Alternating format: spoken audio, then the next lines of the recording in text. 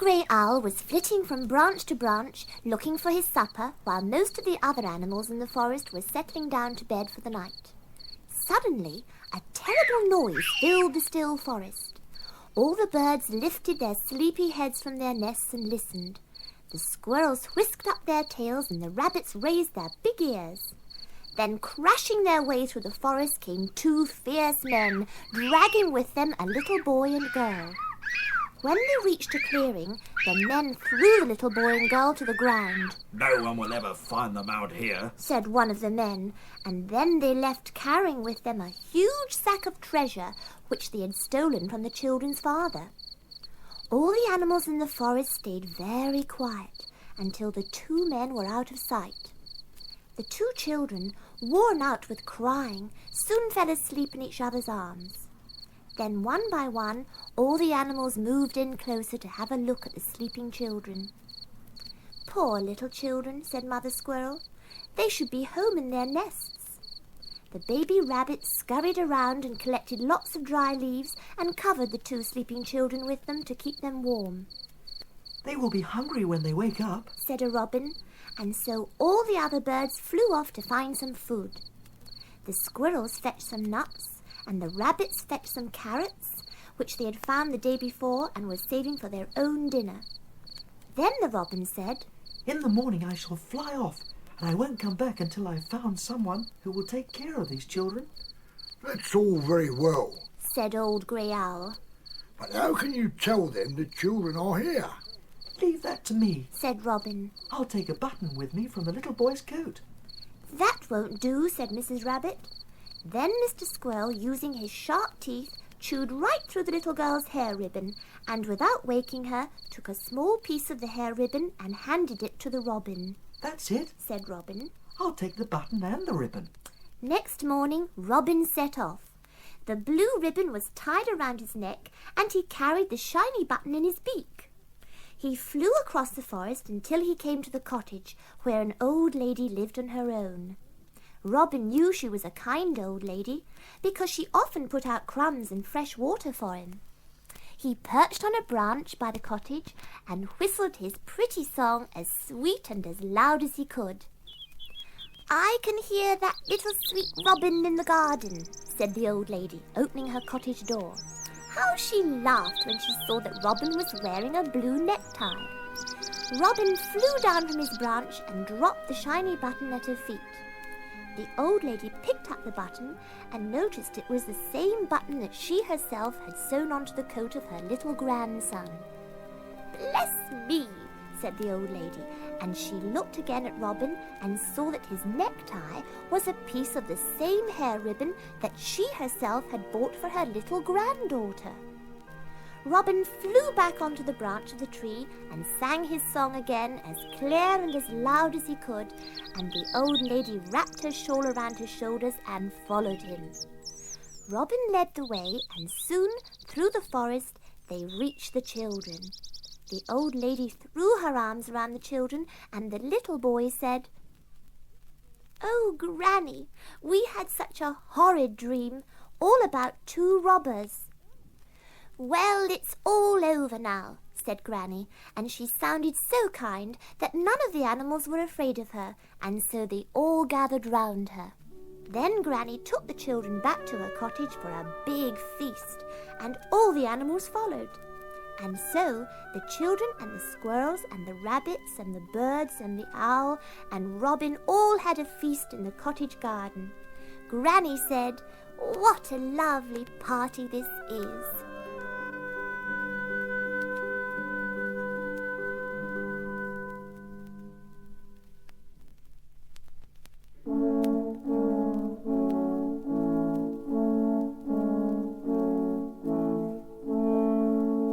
Humpty Dumpty sat on a wall. Humpty Dumpty had a great fall.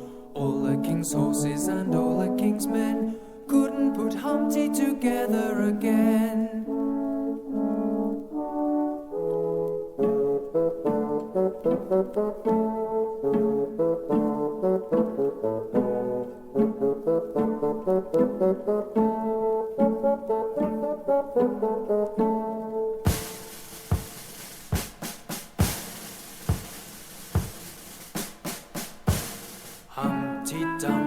sat on a wall. Humpty Dumpty had a great fall. All the king's horses and all the king's men couldn't put Humpty together again.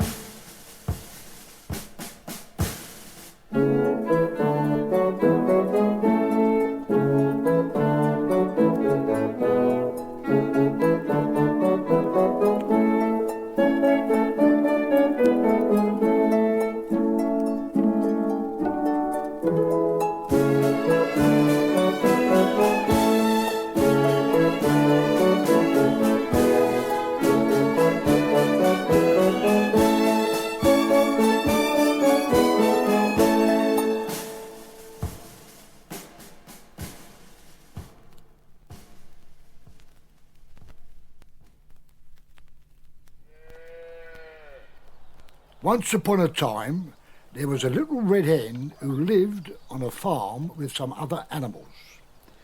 One day she found some grains of wheat, which she took to the other animals on the farm.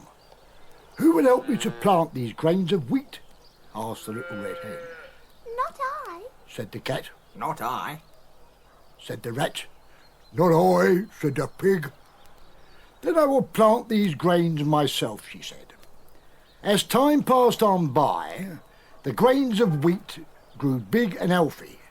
Then came the day when the wheat was ready to be cut. So the little red hen went to the other animals on the farm and said, "Who will help me cut the wheat?"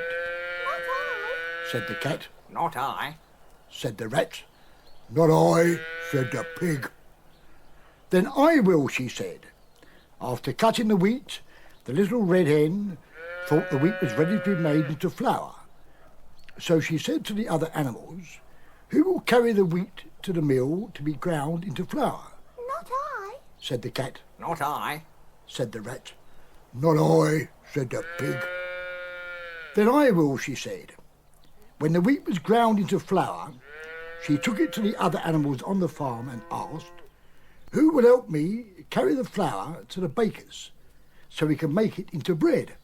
not I, Said the cat. Not I. Said the rat. "Not I," said the pig. "Then I will," she said, and off she went to the baker. When the bread was baked, she took it to the other animals on the farm and said, "Who will help me eat this bread?" "Me," said the cat. Me? Said the rat. "Me," said the pig. "Oh, no, you will not," she said, and the little red hen ate all the bread herself.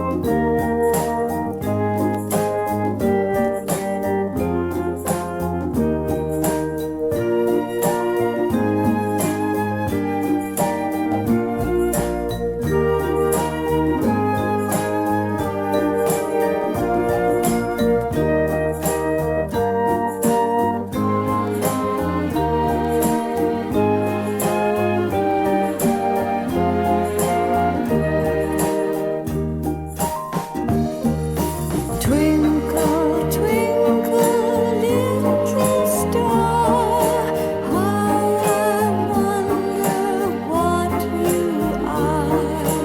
Up above the world so high, like a diamond in the sky.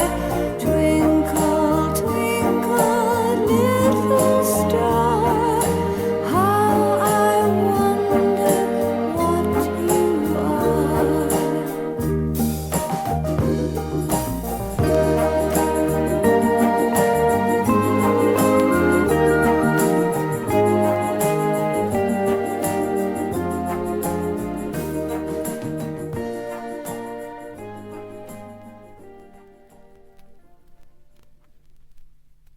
Once upon a time there lived a little old man and a little old lady who owned a little old house. They were very lonely because they had no children.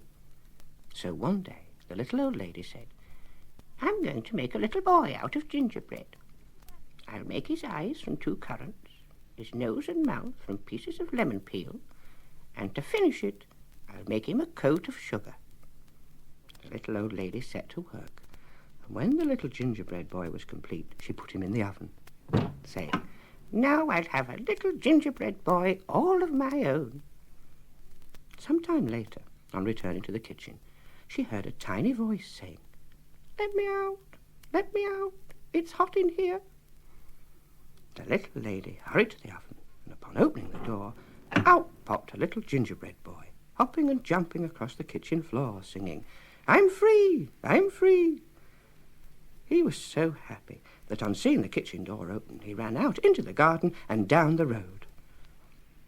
"Stop, stop, little gingerbread man," cried the people, but the little gingerbread boy looked back and replied, "Run, run as fast as you can. You can't catch me, I'm the gingerbread man." Running on, the little gingerbread boy passed a cow. "Stop, stop, little boy," mooed the cow. "You look good to eat." But the little gingerbread boy just kept on running.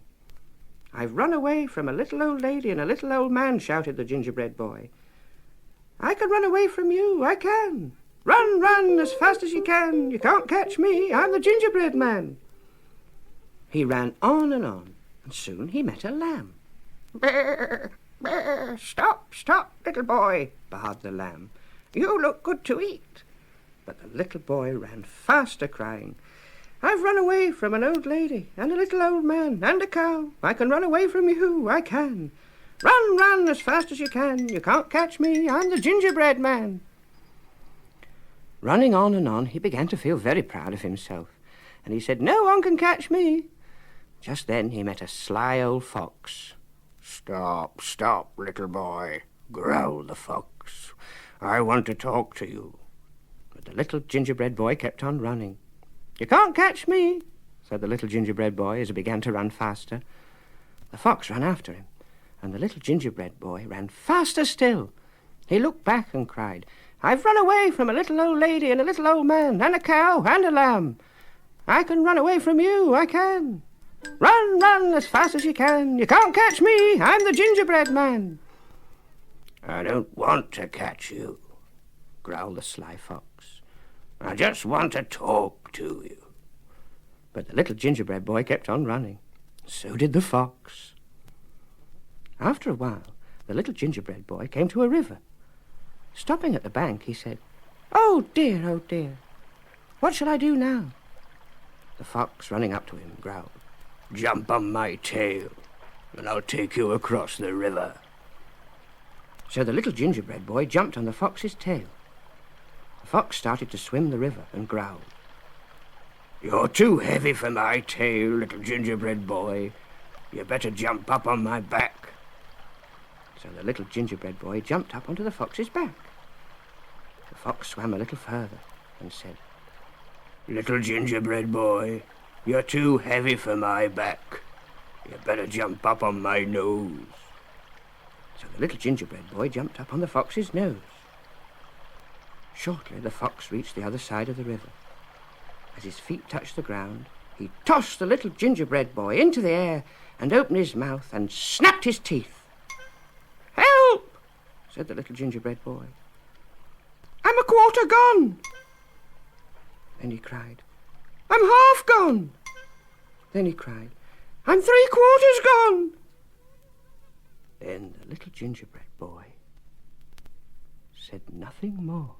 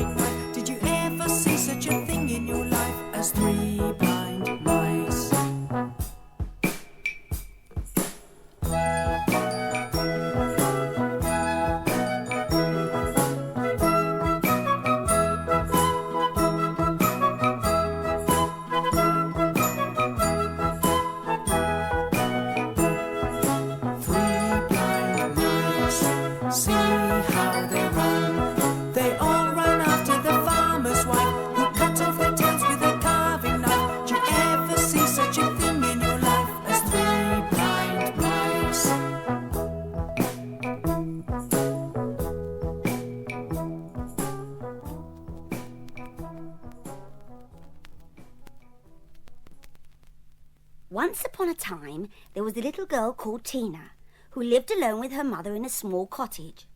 Tina had no father, and she and her mother were very poor.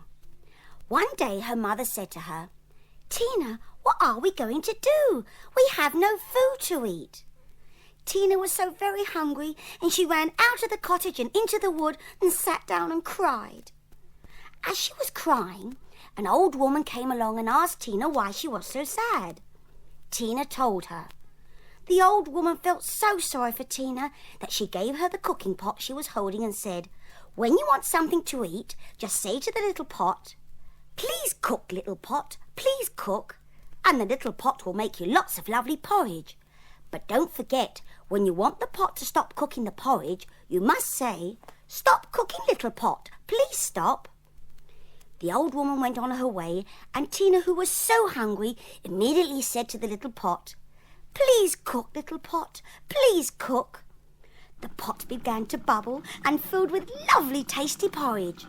Then Tina said, "Stop cooking, little pot, please stop." And the pot stopped, and Tina enjoyed her porridge very much, and when she finished eating, she rushed home to show her mother what she had been given. Her mother cried with joy when Tina showed her how the pot worked and said, "Oh, wonderful! We need never go hungry again." One day when Tina was out playing in the wood, her mother got hungry. She took the pot from the shelf and said, "Please cook, little pot, please cook." The pot began to bubble and fill with tasty porridge. Tina's mother sat down at the table and began to eat. It bubbled and bubbled and bubbled and made more and more porridge until it began to pour over the top of the pot onto the table.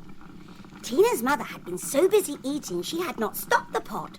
Suddenly she saw what was happening, but to her horror she realized she had forgotten how to stop it. The pot gurgled and bubbled on and on until porridge filled the house, ran down the garden and into the house next door. Faster and faster the porridge spread from house to house and street to street until nearly all the houses and streets were filled with porridge. People rushed from their porridge-filled homes and ran along the porridge-filled streets to the edge of the wood. Meanwhile, the pot bubbled on and on and on.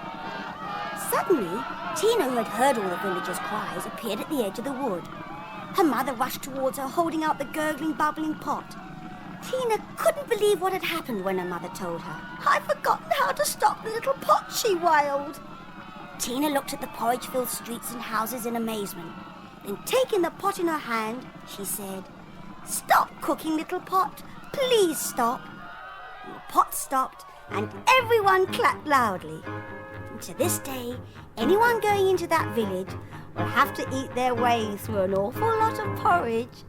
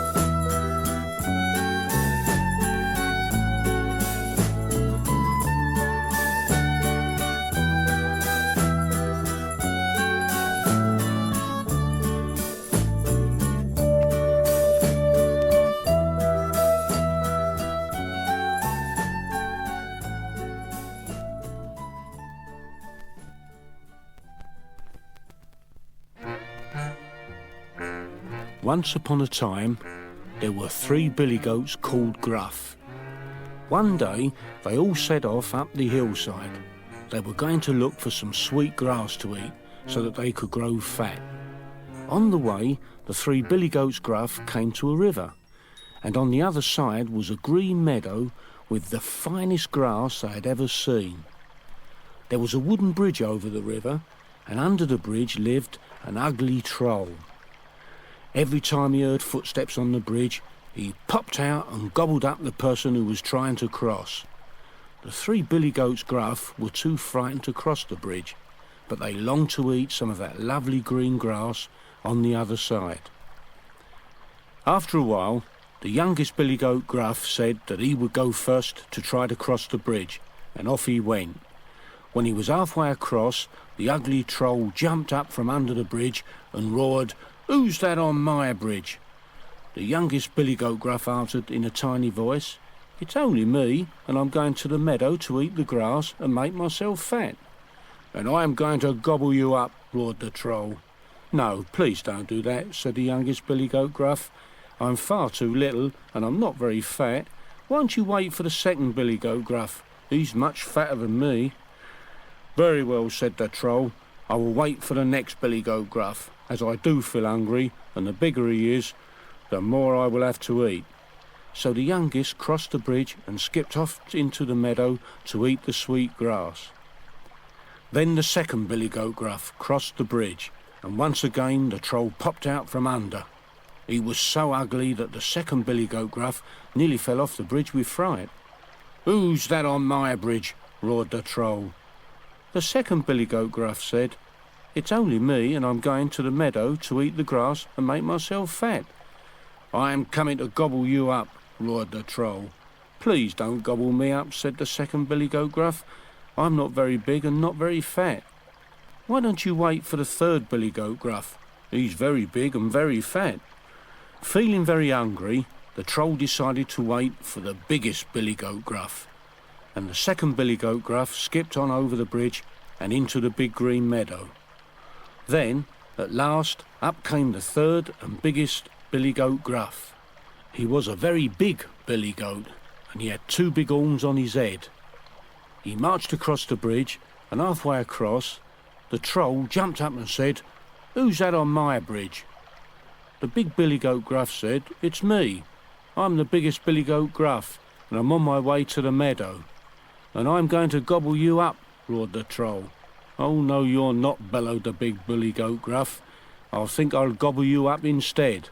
And he lowered his head and aimed his big horns at the troll and charged. Bang! The troll fell off the bridge and into the river. There was a big splash, and the troll sank to the bottom of the river and was never seen again. From that day on, no one was scared to cross the river, and the 3 billy goats Gruff lived happily in the meadow eating the green grass and got very, very fat.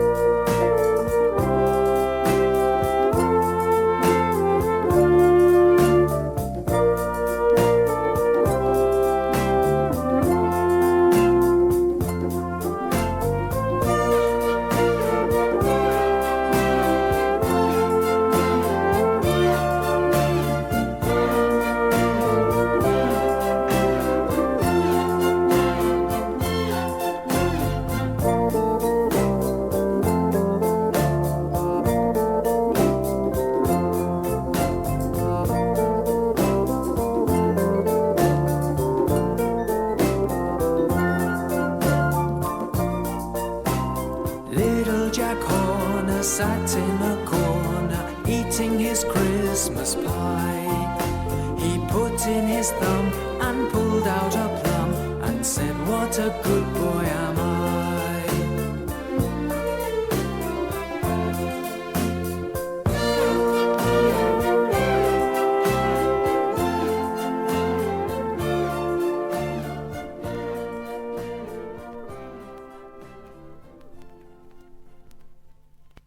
Once upon a time there lived a little girl with hair just like gold, so her parents called her Goldilocks. Goldilocks lived on the edge of a large wood. Her mother often told her, You may go out to play, Goldilocks, but don't wander too far away, otherwise you will get lost. One day Goldilocks was out playing when she came across a narrow path. Forgetting her mother's warning, she followed the narrow path which finished at the end of the woods, where there stood a little cottage with smoke coming from the chimney. Goldilocks, who by now had lost her way, said, I will knock at the door and ask the way home. When she got to the door, she found it was already open, so she walked inside. There was nobody there. In the middle of the room was a large table, and on the table were 3 bowls of porridge, a big bowl, a middle-sized bowl, and a little bowl. Goldilocks was very hungry, so she decided to eat the porridge in the big bowl, but it was too hot. Then she tried the middle-sized bowl, but that was still too hot.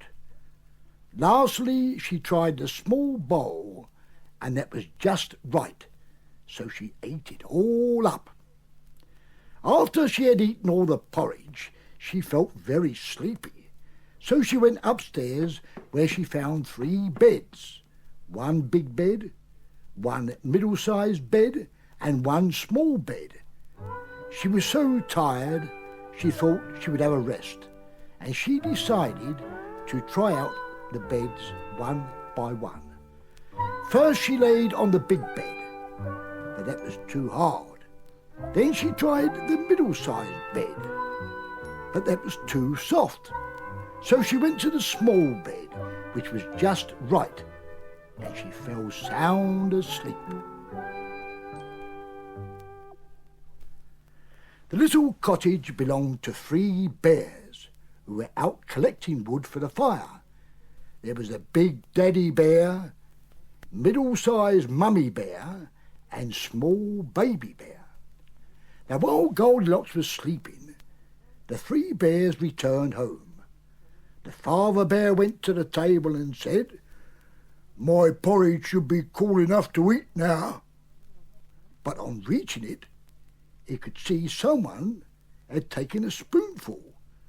So he said, Who's been eating my porridge? Mother Bear then tried her porridge. Who's been eating my porridge? She shrilled. Who's been eating my porridge? Came a small voice. And has eaten it all up, said Baby Bear. The bears looked all around but could not see anyone, so they went upstairs. Father Bear noticed that his bed was crumpled and said, Who's been sleeping in my bed? This was quickly followed by a Who's been sleeping in my bed? from Mother Bear. There was a short pause until Baby Bear said, Who's been sleeping in my bed and is still here? Just then, Goldilocks woke up and jumped out of bed. She was so frightened to see the 3 bears standing there watching her that she ran all the way through the forest, not stopping until she reached her house, where her mother was waiting for her.